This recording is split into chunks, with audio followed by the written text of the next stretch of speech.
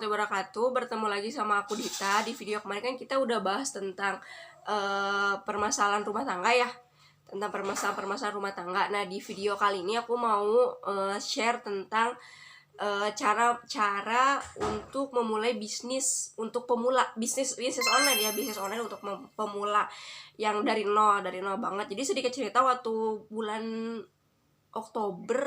Oktober ya, aku tuh ikut kelas workshop gitu di Jakarta sama mentornya tuh Ko Denny Santoso. Beliau tuh emang pakar digital marketing, expert banget. Nah, aku tuh belajar dari beliau tentang gimana sih caranya ngedapetin apa market yang bagus tuh kayak gimana, yang profitable, terus produknya tuh seperti apa, terus pokoknya perjalanan bisnis dari awal banget sampai di follow up tuh bisa dapat income ratusan miliar gitu kan. Bahkan ya masih belajar juga gitu, bukan yang expert juga, aku juga sama masih belajar. Nah, di video kali ini tuh aku mau share materi yang udah dapat buat kalian, yang udah aku praktekin ya, yang udah dari materi tersebut aku udah praktekin.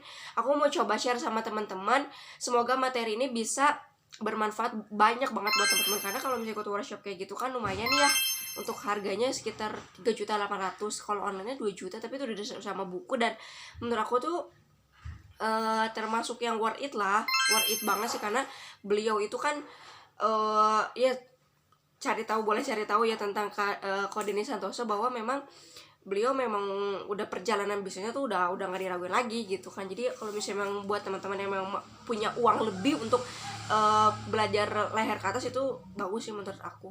Tapi kalau misalnya memang yang belum ada uang, sayang uangnya buat dipakai itu, karena uangnya memang ya cuman memang yang terbatas gitu kan, ya udah kita spend waktu aja, kita belajar. Salah satunya di YouTube aku ini, aku share video buat teman-teman belajar, sama-sama pemula. Aku juga baru belajar gitu, baru sama-sama. Jadi aku pengen share buat teman-teman.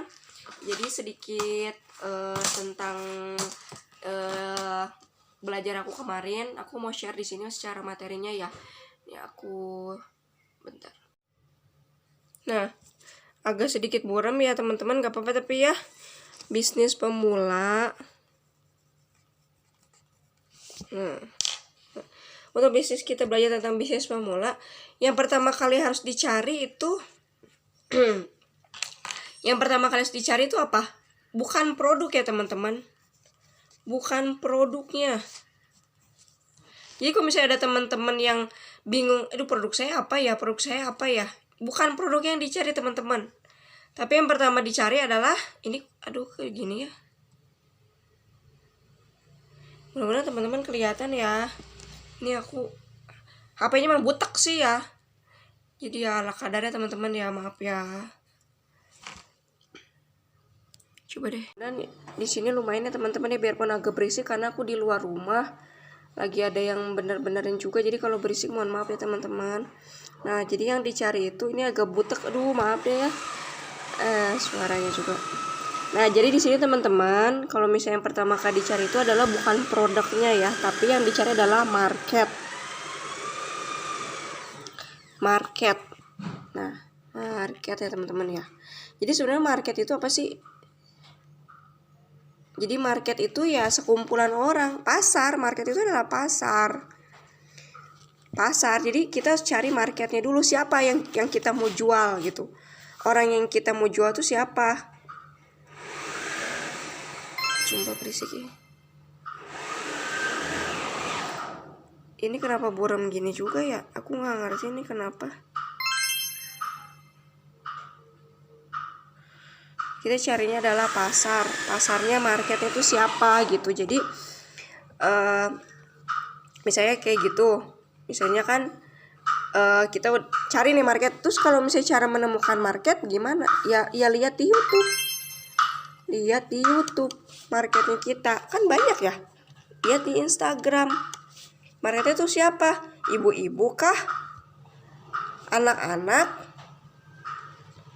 Terus ibunya juga ibu apa nih? Ibu IRT, ibu rumah tangga, ibu pekerja, anak SMA, anak kuliah. Jadi siapa? IRT atau ibu rumah tangga, anak apa siapa? Jadi yang dicari itu adalah si market. Itu ya.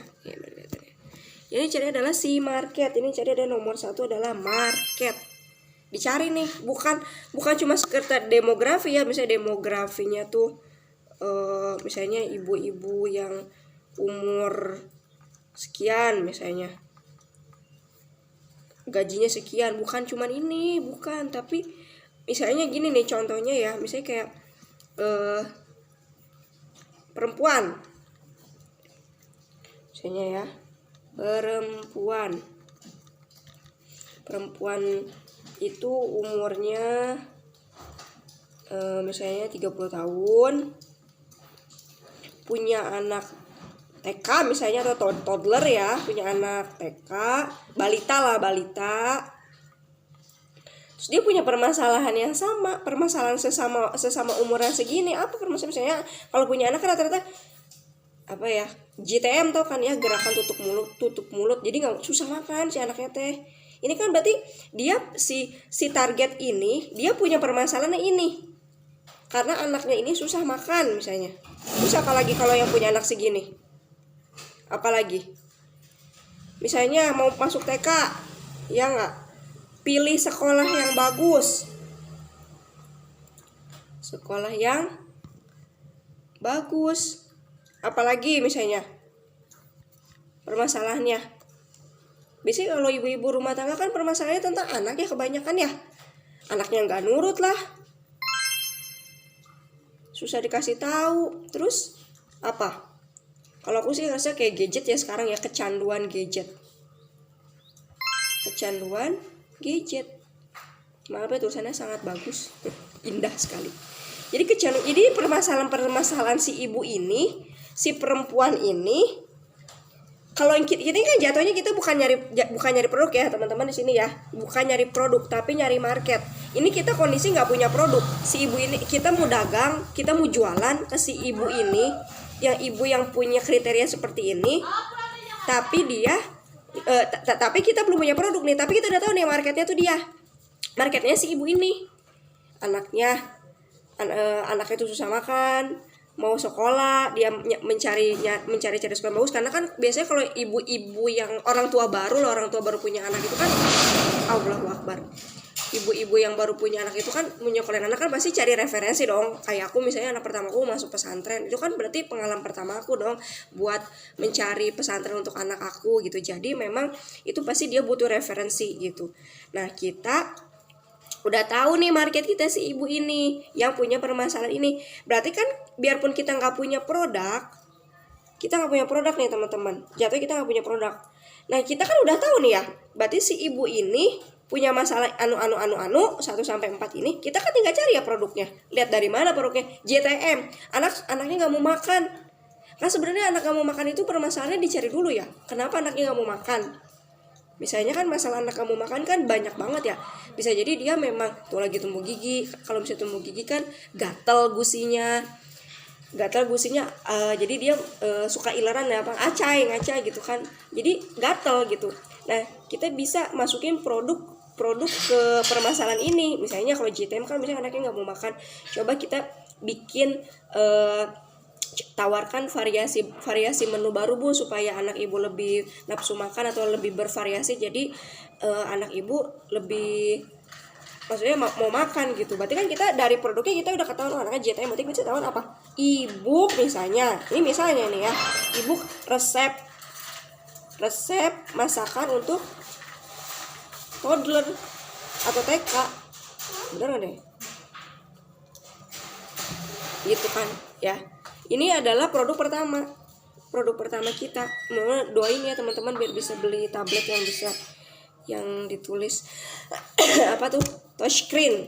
Nah, ini pertama dari permasalahan ibu ini. Yang kedua, misalkan bila sekolah yang bagus, kita bisa kasih nih referensi buat sekolah-sekolah yang bagus di kota si ibu tersebut itu apa.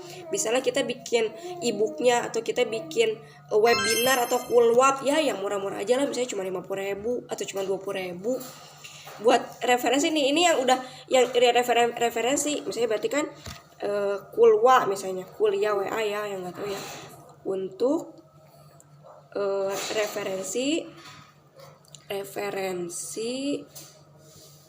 TK misalkan.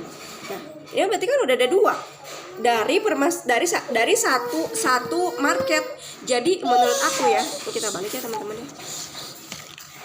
Jadi Allah Akbar. Udah ajan dulu ya teman-teman, sebentar lagi Allah Akbar. Jadi dengan satu market ya teman-teman, satu orang kita bisa jualan banyak produk.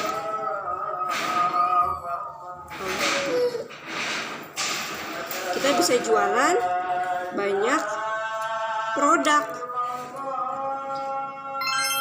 Udah aja teman-teman, ntar kita lanjut lagi ya.